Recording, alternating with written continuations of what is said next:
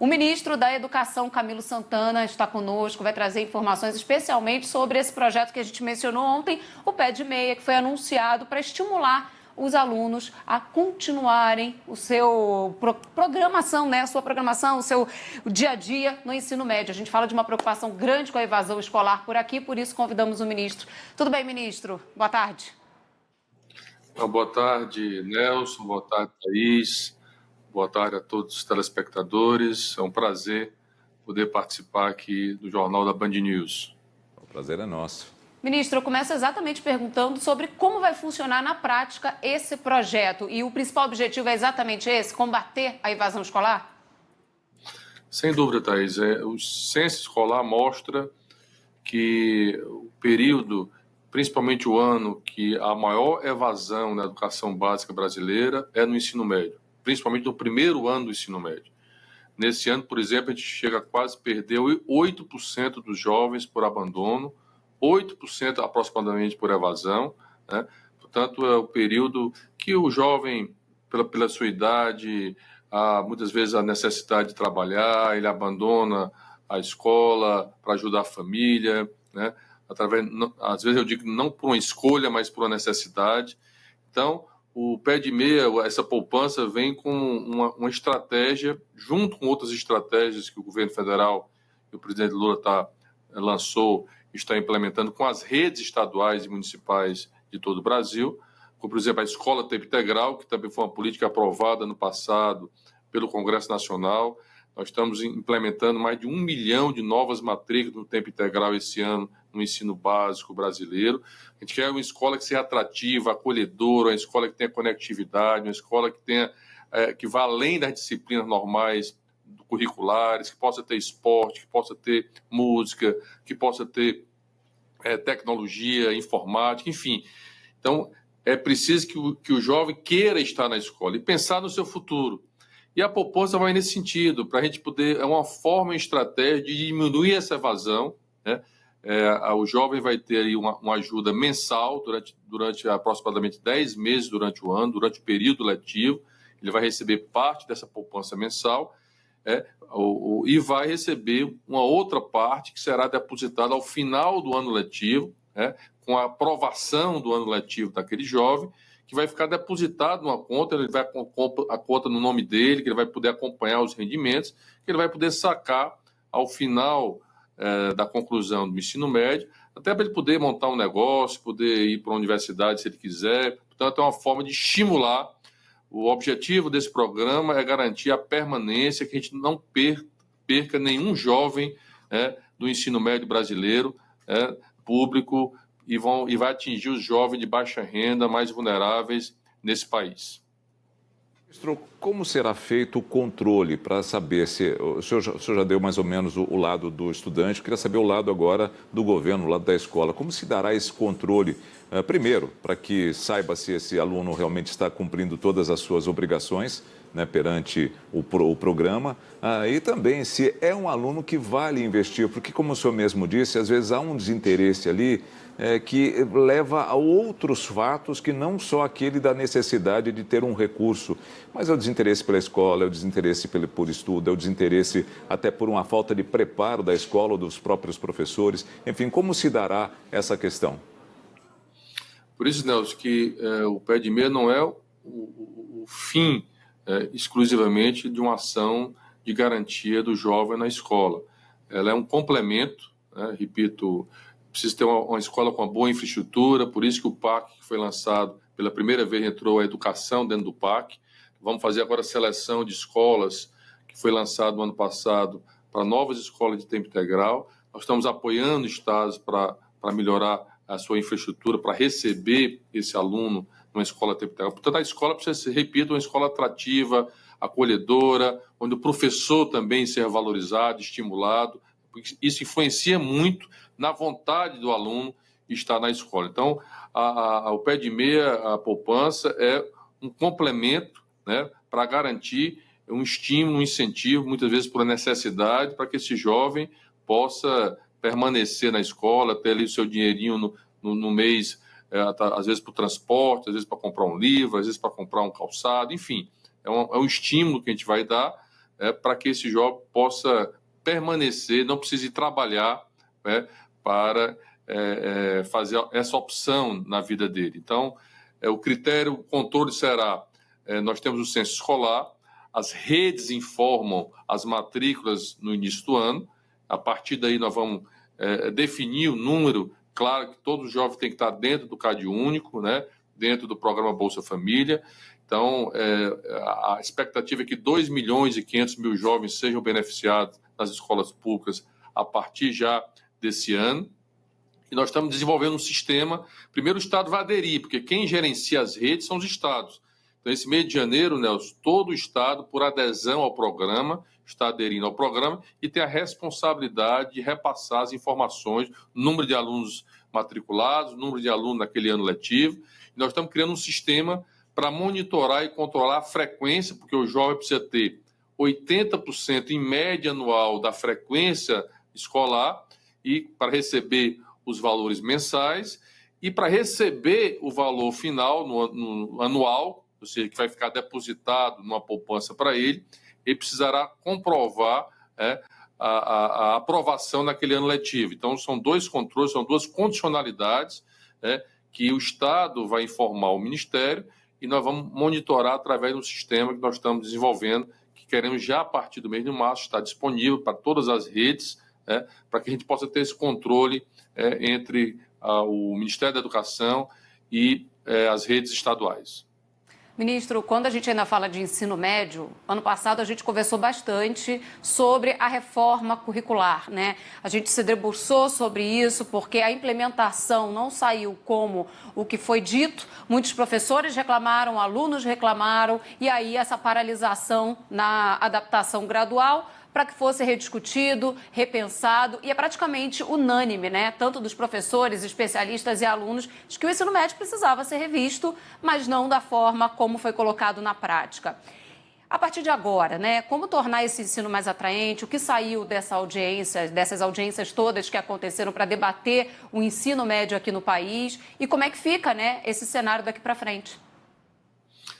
Bom, Thaís, nós fizemos uma ampla consulta no passado, até porque o novo ensino médio estava em curso, já estava em implementação desde 2022, e ninguém pode fazer nenhuma mudança na área educacional, ela precisa ser planejada, ela precisa ter uma preparação, uma antecipação para poder, porque as redes se preparam de um ano para outro, né?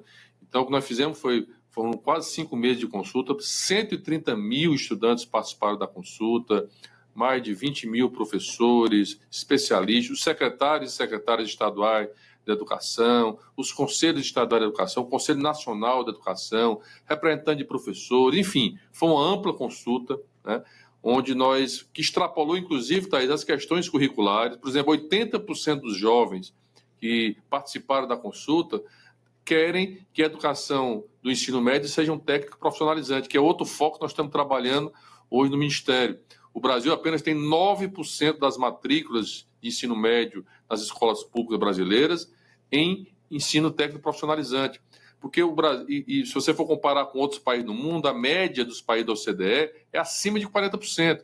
Ou seja, nós precisamos estimular que as escolas no ensino médio públicas ofertem o ensino técnico profissionalizante para que o jovem já saia com diploma, já saia com a profissão, né? E se ele desejar ir para a universidade, aliás, ano passado foi aprovada a Política Nacional de Ensino Técnico Profissionalizante, que vai permitir eu aproveitar disciplinas que eu fiz no ensino técnico para o ensino superior.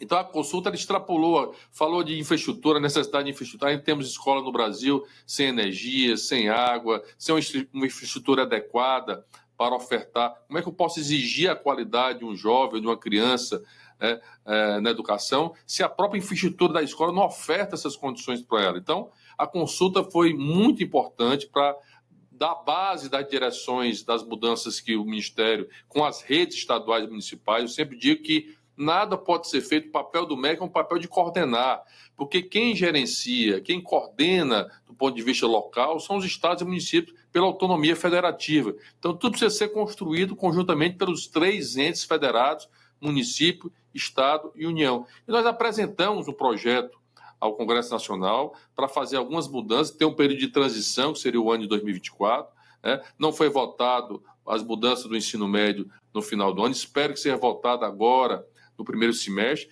E ela basicamente muda a carga horária da base comum, a base geral curricular do ensino médio. Porque, por exemplo, Thaís, se você for ver os dados do PISA, 75% dos jovens de 15 anos no Brasil, né, ele não tem a base, nem a base para matemática, por exemplo. Então, nós precisamos garantir que tirar a carga horária da formação geral dos jovens do ensino médio é um equívoco no Brasil, que foi feito da reforma do ensino médio, ou seja, eu diminuía a formação geral, criei os chamados itinerários, né, para olhar o projeto de vida do aluno, porém as escolas não estavam preparadas para ofertar esses itinerários, né? Muitas escolas, inclusive, você lembra na imprensa, ofertaram itinerários como aprender a ser milionário, como aprender a fazer brigadeiro, quando na verdade nós estamos tirando carga horária básico dos nossos jovens nesse país. Então, nós queremos recompor essa questão, né, e garantir exatamente que para aquele jovem que vai fazer ensino técnico profissionalizante, aí sim eu posso diminuir a formação geral, porque a formação técnica vai suprir essa necessidade dele. Então, a proposta é basicamente essa que está no Congresso Nacional, que eu não tenho dúvida que é o melhor para que a gente possa melhorar a qualidade do ensino médio brasileiro a partir dos próximos anos no Brasil. E é claro que gerou que esse ensino médio que está implementado hoje gera uma desigualdade no Enem, por exemplo, Thaís. Como é que eu vou exigir de um jovem que reduziu a carga horária da formação geral de matemática, português, ciência, e implementou itinerário, que teve escola que não conseguiu implementar, vai haver uma disputa desigual no Enem. Então, na nossa lógica, o Enem tem que ser em cima da formação geral básica para todos, né, uma formação forte em matemática e português. A escola precisa ofertar condições, e por isso nós defendemos a escola tempo integral, que ele possa ter não só um reforço nas áreas que ele deseja reforçar, mas também ter outras oportunidades, porque a formação de um jovem não é só a disciplina, né? É a cultura, é o esporte, é fazer um curso de informática, é um curso de língua, é compreender qual é o projeto de vida dele, é ter o apoio psicossocial na escola. Então, é a escola integrada, integral, como nós chamamos, não é só o aumento do tempo. Então, é esse modelo que vários países desenvolveram, que a gente espera ampliar aqui no Brasil, e eu espero que esse bom debate possa ser realizado no Congresso Nacional esse semestre e a gente possa fazer as mudanças necessárias para melhorar a presença e a qualidade do ensino médio brasileiro. Só um detalhe, Nelson, é importante a gente falar, porque o ministro citou algumas vezes e gera sempre uma dúvida, né? Tempo integral é uma coisa, ensino integral é outra, né? Tempo integral é a escola estendida, algumas horas a mais. E ensino integral aí envolve, como disse bem o ministro, né, todo esse escopo de oferecer não só as matérias, mas complementação de conteúdo, alternativas esportivas, atividades extracurriculares de uma maneira geral, até o entendimento social, né? Até promover essas relações interpessoais, que também é um aprendizado na escola. Nelson. Ministro, o senhor tocou num assunto que até eu e a Thaís ontem falávamos quando nós anunciamos que o senhor poderia estar com a gente hoje, que é o ensino profissionalizante, do qual eu tive. Eu tive ensino profissionalizante tanto no ensino, eu tive no ensino, na época era colégio, né? O senhor é mais novo do que eu, mas na época era o colégio, agora é ensino médio, e lá eu tive o curso de Química, que realmente o senhor tem toda a razão. A gente peca, o ensino peca em não ter algumas matérias, mas o essencial está lá, né? As matérias básicas, a raiz fundamental do nosso ensino está lá. Então, eu não tive nenhum prejuízo em relação a isso. E o que eu queria tocar com o senhor era o seguinte: há vários exemplos que acho que poderiam ser copiados, poderiam ser administrados, que é, por exemplo, o Senai, que tem um ensino técnico profissionalizante maravilhoso. Eu dei aula no Senai e sei muito bem qual é a estrutura, mas é uma estrutura diferente daquela que é oferecida hoje pelas escolas estaduais, com a supervisão dos senhores no MEC. E o senhor, no seu estado, tem uma cidade, Sobral, que é um exemplo também de ensino. A gente não pode buscar esses exemplos e de certa forma, até buscar parcerias para que o ensino estadual, o ensino público possa receber ou possa se adequar e se adaptar a esse tipo de fundamento? Sem dúvida, Nelson. Eu, inclusive, o motivo que me trouxe ao Ministério, a nossa equipe e o convite do presidente foi pela experiência no meu estado. Eu fui governador 8 anos, onde o Ceará deu um salto importante no IDEB, principalmente no ensino fundamental, no ensino médio, na educação básica.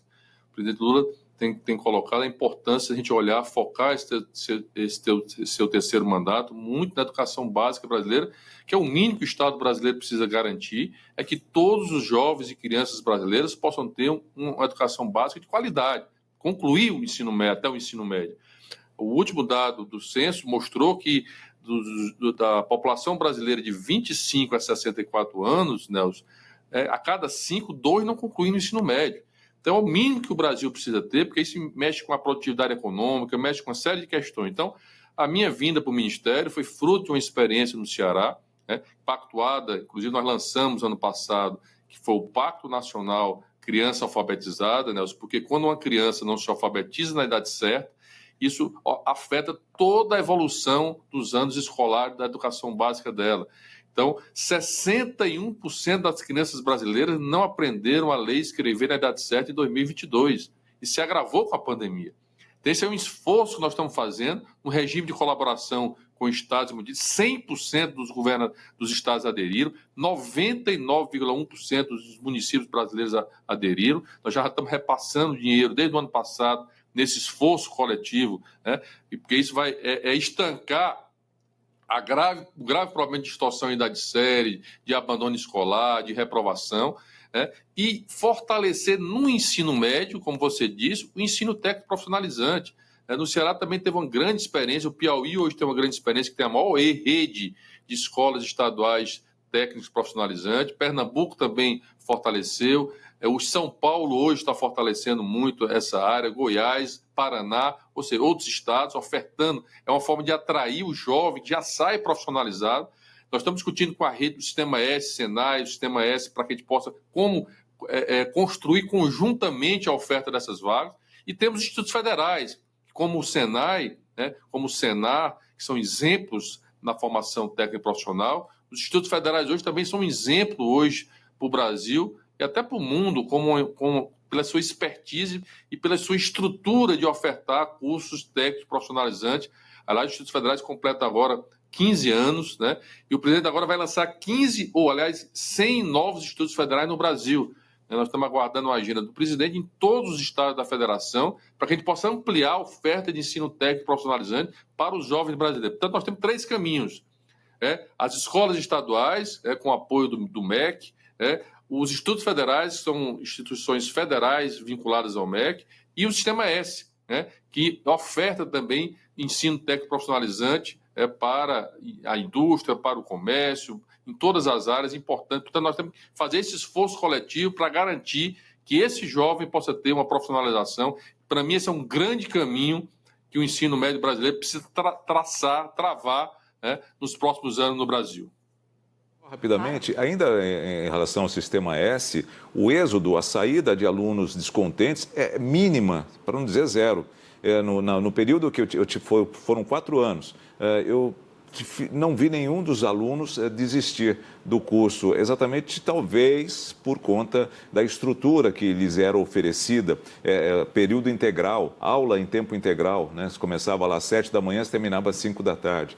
Então, eu cito aqui como exemplo porque realmente era algo que chamava muito a atenção, a qualidade do todo, Ministro, eu queria sair dessa seara um pouco, mas falar ainda de educação no que diz respeito a adaptações que são necessárias, E a gente viu isso recentemente com a discussão da inclusão do bullying e do cyberbullying no Código Penal. Infelizmente, no passado recente, a gente vem lidando cada vez mais com esse tipo de prática. O ambiente normalmente envolve esse ambiente escolar, o ambiente da escola, porque traz ali muitos alunos. Lógico, há exceções, mas grande parte da situação acontece por ali. Como é que o Ministério também se prepara, e aí no âmbito até mais macro, mas principalmente nesse estímulo e capacitação dos profissionais que estão por ali, para perceberem essa realidade dentro das escolas, até mesmo fora, interlocução com outros ministérios também importante para tratar dessa questão, ainda mais agora com a inclusão no Código Penal? Nós instituímos no ano passado, por determinação do presidente, um GT interministerial de enfrentamento à violência nas escolas brasileiras. Porque a violência não é só a violência física, a violência verbal, a violência e racial, enfim. Então, a gente está... O relatório foi finalizado no final do ano passado, várias ações, inclusive, já estão sendo implementadas legalmente, como, por exemplo, agora o presidente assinou essa questão que mexe com a questão do Código Penal em relação ao bullying, em relação a menores que cometem crimes em escolas públicas ou em escolas brasileiras, aumenta a pena, né, para esses adolescentes. Então, mas o que é fundamental nisso é a prevenção. E a prevenção ela está na preparação dos professores, né, na formação continuada. Então, nós estamos fazendo uma grande rede com as escolas estaduais e municipais na formação desses professores. O professor precisa estar preparado, né, para cuidar desses jovens, na atenção psicossocial. Nós estamos numa parceria com o programa Saúde na Escola do Ministério da Saúde, e é importante que as redes construam as suas equipes de atenção social nas escolas. Eu, como governador na época, não tinha condições de botar em todas as escolas, mas o que foi que nós fizemos? E é a orientação que a gente tem dado para todos os estados e as redes, faz uma comissão para atender um conjunto de escolas, né? Então, naquela semana está para a rede numa escola, na outra semana está na outra. Quando há uma necessidade mais urgente, ela vai até a escola. Mas que tenha todas as escolas, possam estar vinculadas a uma equipe multidimensional que possa, com psicólogo, com assistente social, que possa cuidar desses jovens. Então, esse é um tema muito delicado, esse é um tema urgente na sociedade brasileira, principalmente pelos efeitos dos meios de internet, das redes sociais, que tem influenciado muito, e eu também defendo fortemente, aliás, fizemos essa discussão recentemente, da necessidade da regulamentação das plataformas digitais no Brasil, porque, infelizmente, muitas vezes precisa responsabilizar as plataformas e quem usa essas plataformas. Então, precisamos regulamentar uma lei no Brasil para isso, porque as plataformas, muito bem, das redes sociais, estimulam muito bem a violência, o bullying, né? Essas ações nas chamadas deepware, nas redes sociais, né? Nas darkware, enfim. Então, é um tema importante. E o MEC vem trabalhando com as redes. Repito, tudo precisa ser construído com as redes estaduais e municipais, mas a formação do professor, a preparação do professor, a atenção com o jovem na escola, com a comunidade escolar, com os pais daquele jovem, entender um pouco os motivos do comportamento daquele jovem, está muitas vezes dentro da família. Então é preciso ter lá o acesso junto ao pai, junto à mãe, entender por que o aluno está faltando. Então, a busca ativa desse jovem, dessa criança na escola. Então, são modelos que têm experiência já em vários estados brasileiros, em vários municípios, mas precisamos transformar isso com uma política nacional, e é esse o esforço do MEC. Eu sempre digo que o papel do MEC é esse. Tem muita coisa que nós precisamos inventar roda, Nelson. Já existem boas experiências no próprio país. Nós precisamos transformar isso em grandes políticas nacionais, induzir do ponto de vista técnico e do ponto de vista financeiro. Portanto, esse tem sido o papel que a gente tem procurado trabalhar aqui no MEC, sempre com diálogo, na construção com as redes estaduais e municipais, na educação básica em todo o Brasil. Ministro Camilo Santana, gostaria muito de agradecer ao senhor, a disponibilidade de tempo que o senhor nos cedeu. Muito obrigado. Teremos aqui mais tantas outras perguntas, mas o senhor precisa ir para o Ceará, para o seu estado. Afinal de contas, amanhã, se eu não me engano, o presidente lá estará, né, para um evento, e o senhor precisa estar lá também, porque é muito importante. Amanhã, nós vamos oficialmente implementar o ITA do Nordeste lá no Ceará. Você sabe que o Ceará, quase 40% das matrículas do ITA no Brasil vem dos cearenses, ou de cearenses ou pessoas que fazem o cursinho lá no Ceará. Portanto, é uma forma de reconhecimento do esforço, descentralizar, sair um pouco também só da região sudeste. E lá nós vamos amanhã, o presidente vai anunciar, aliás, oficializar a criação do novo ITA, que já vai ter vestibular esse ano, para 2 novos cursos lá na região nordeste do Brasil. Portanto, daqui a pouco estarei para lá para preparar a recepção do presidente, que estará amanhã de manhã. E o ITA, que, se não me engano, tem um dos vestibulares mais difíceis do país. É difícil de entrar lá. Então, o Ceará está de parabéns, o cearense está de parabéns por conseguir elevar essa média para o Estado. Muito obrigado, viu, ministro? Um abraço, ministro. Boa viagem para o senhor. Eu que agradeço. Obrigado pela oportunidade. Obrigado ao senhor. Muito bom, né? Vamos falar de educação. Tirou um monte de pergunta aí. Sou suspeita, dá para